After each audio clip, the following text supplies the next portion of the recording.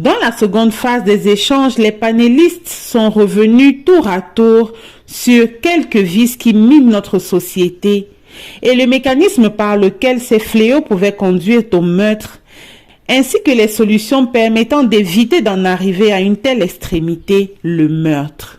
Nous allons nous attarder sur les actes, n'est-ce pas, qui peuvent conduire, n'est-ce pas, au meurtre, mais également ces actes-là qui ont des dégâts collatéraux. C'est-à-dire que quelqu'un pose un acte et à travers son acte, la victime se retrouve peut-être en train de sauter la vie.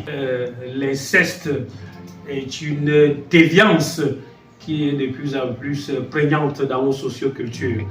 Vous voyez, les enfants sont, disons, dans les familles où ils sont censés être protégés par les parents.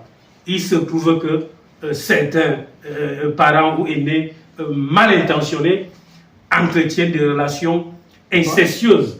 Et cela cause des dégâts énormes au niveau de la victime de l'inceste et au niveau également des familles. Notre culture condamne férocement l'inceste parce que vous voyez, quand vous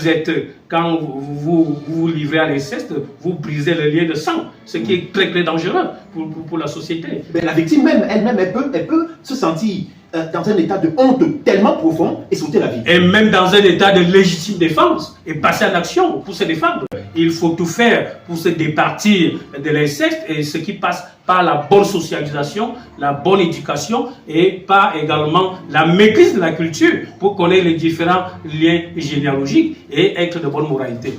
N'oublions pas, Papa Claude Olivier Adiaba, dans ce bel enseignement, a tenu à nous préciser que le meurtre était un acte ignoble, d'une horreur indescriptible, qui prenait source dans le vice et revêtait tellement de formes comme la jalousie maladive pouvant aboutir à l'empoisonnement, comme le relève ici Madame Binjemerode. Je n'accepte pas le succès de l'autre. Je n'accepte pas le progrès de l'autre.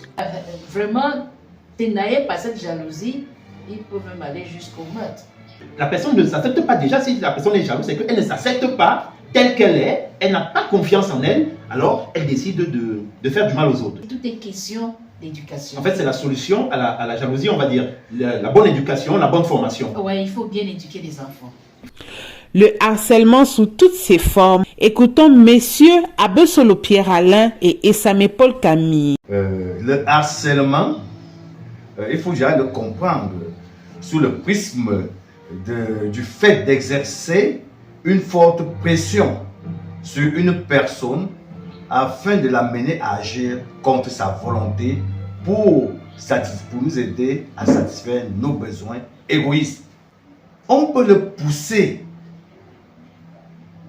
à la dépression. On peut le pousser à bout de telle sorte que pour se défendre, il peut se retrouver